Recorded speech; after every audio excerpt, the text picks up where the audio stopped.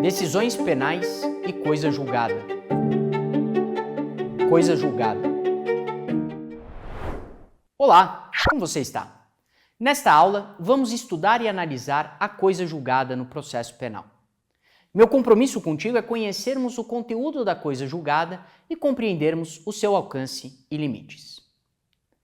O processo se desenvolve objetivando, em regra, a prolação de um provimento jurisdicional final, no qual se delibera sobre o objeto do processo.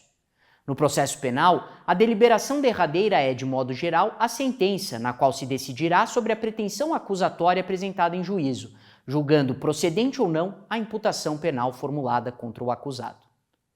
Essa decisão, inclusive, por força do princípio do duplo grau de jurisdição, bem como em consagração aos princípios do contraditório e do devido processo legal, poderá ser contestada por meio do recurso cabível.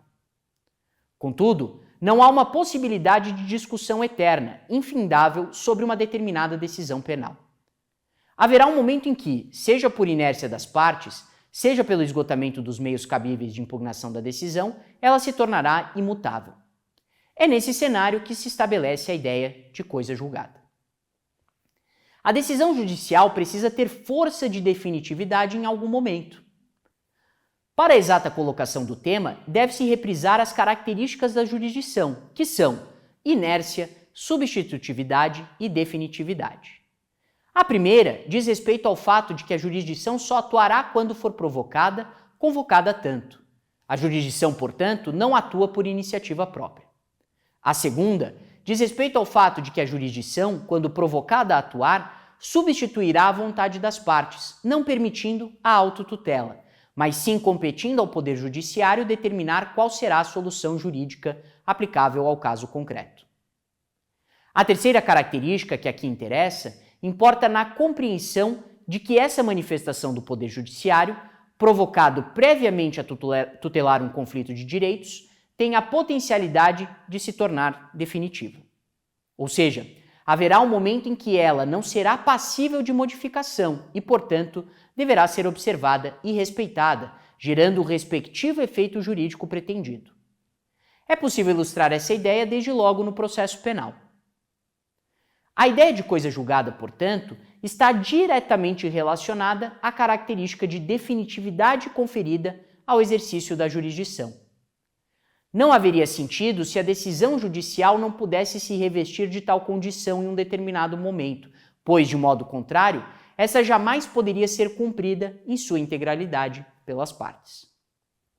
O processo não pode ser eterno, mas deve almejar, com a devida observância de todas as garantias, um provimento final sobre aquilo que foi definido como seu objeto.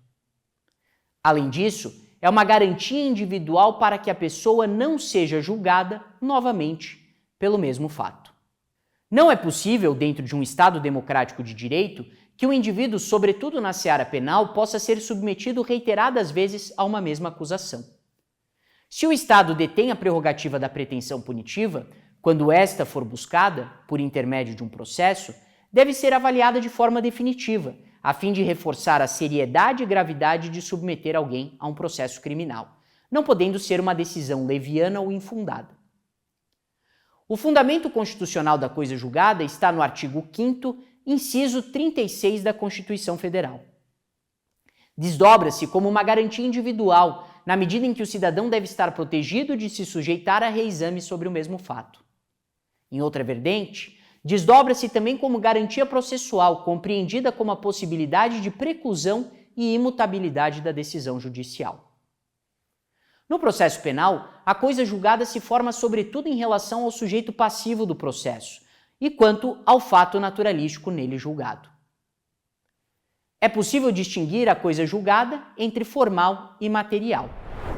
Coisa julgada formal é entendida como a imutabilidade da sentença no próprio processo.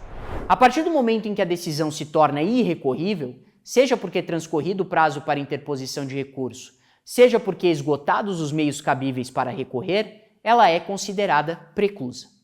Ou seja, não há mais meio processual possível para rediscutir o conteúdo da decisão. Tal preclusão gera efeitos internos ao próprio processo, e por decorrência lógica, toda sentença gera coisa julgada formal. Porém, nem toda decisão que constitua coisa julgada formal fará coisa julgada material. Isso porque nem toda decisão efetivamente deliberará sobre o mérito do processo, que é um dos pressupostos para a existência de coisa julgada material, como vou falar logo mais a você. Um exemplo bastante corrente é a decisão que rejeita a denúncia. Tal decisão não decide o mérito do processo, mas sim que a acusação apresentada não atende às condições necessárias para justificar a inauguração do processo criminal. Porém, se não prescrita a pretensão acusatória ou declarada extinta a punibilidade do acusado, nada impedirá que seja formulada nova acusação, sem implicar em violação da coisa julgada. Já a coisa julgada material é entendida como a imutabilidade dos efeitos da sentença. Nela, haverá a necessidade de que a sentença decida efetivamente o mérito do processo, portanto, o fato naturalístico imputado ao acusado. Assim, haverá a possibilidade de que o teor da decisão gere efeitos exteriores ao processo, impedindo a existência de novos processos sobre o mesmo fato, ou que o fato julgado seja rediscutido após a formação da coisa julgada material. Logo, as sentenças condenatórias absolutórias terão a possibilidade de formar coisa julgada material, se preclusas, pois decidem o objeto do processo. Mas também farão coisa julgada as decisões extintivas de punibilidade, como a que reconhece a prescrição do fato, as absolvições sumárias, as que homologam a transação penal, como também as que declaram extinta a punibilidade em razão do cumprimento das condições do acordo de não persecução penal ou da suspensão condicional do processo. A ideia de coisa julgada se relaciona também com o princípio do ne bis in idem, conhecido como a vedação de dupla punição pelo mesmo fato. Na perspectiva material, atrelada ao direito penal material, reforça a impossibilidade de que o indivíduo seja punido pelo mesmo fato, ou venha a ser punido por um fato que já fora processado. Na perspectiva processual, própria do processo penal, representa a vedação da existência de dois processos sobre o mesmo fato. Existem, porém, alguns limites objetivos e subjetivos à coisa julgada, que guiarão a possibilidade de sua oposição ou não no caso concreto. Como falei há pouco, havendo julgamento de mérito, fará coisa julgada material sobre o fato naturalístico objeto do processo. Se a decisão, portanto, afirmar que o fato não existiu, ou que não existe prova suficiente da sua existência, não haverá a possibilidade de haver outro processo sobre o mesmo fato, independentemente de quem pudesse estar como acusado nesse processo. De igual modo, se a decisão julgar o fato como atípico, não poderá haver rediscussão para buscar enquadrar o fato naturalístico em outra capitulação jurídica. Tais são as implicações chamadas de limites objetivos da coisa julgada.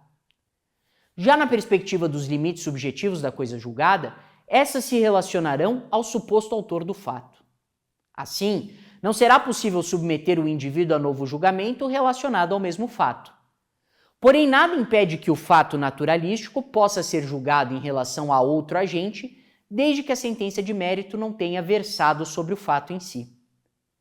Por fim, cumpre reforçar que a coisa julgada material não poderá ser revista, em nenhuma medida, em desfavor do réu. A única hipótese processual e constitucionalmente admitida no processo penal é a revisão da coisa julgada material em favor do réu.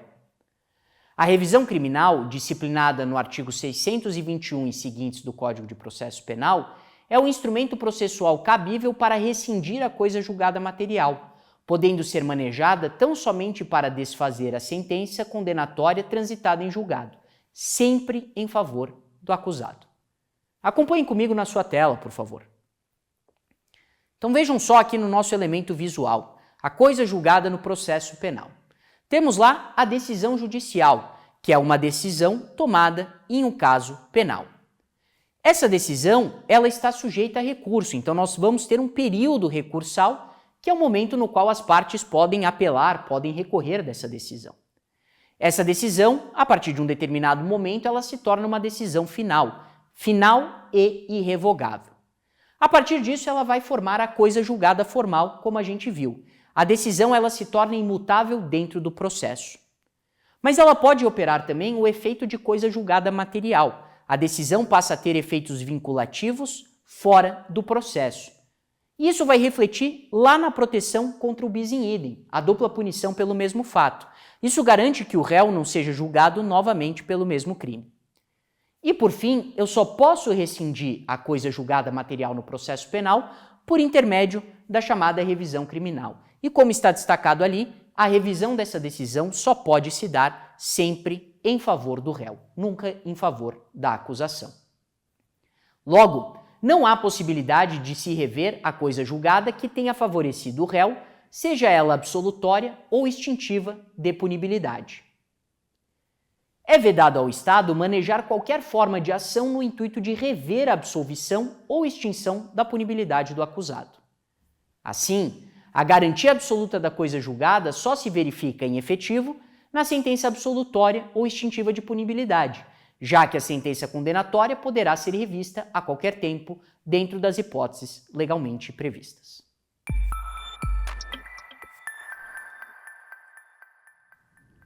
O conceito de coisa julgada não é de exclusividade do ordenamento jurídico brasileiro, sendo reconhecido também como garantia em outros ordenamentos. Dele, como dito, se extrai tanto a vedação da pessoa ser punida pelo mesmo fato, como que não pode ser processado novamente pelo mesmo fato. Um filme clássico que bem retrata essa situação é de nome Risco Duplo, em inglês Double Jeopardy, um suspense jurídico que tem como contexto a história de uma mulher que for acusada de matar seu companheiro e, suspeitando que ele ainda estaria vivo, enfrenta o dilema jurídico se vier a efetivamente matá-lo, já tendo sido processada e condenada pelo suposto mesmo fato.